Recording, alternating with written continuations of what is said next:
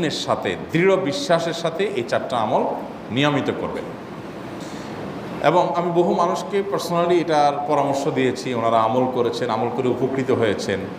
এরকম বহু মানুষ আছেন, বৃদ্ধ মানুষ, বাবা ক্যান্সারে আক্রান্ত হয়েছেন অনেক দেরিতে, আল্লাহ তাআলা অলৌকিকভাবে সাহায্য করেছেন।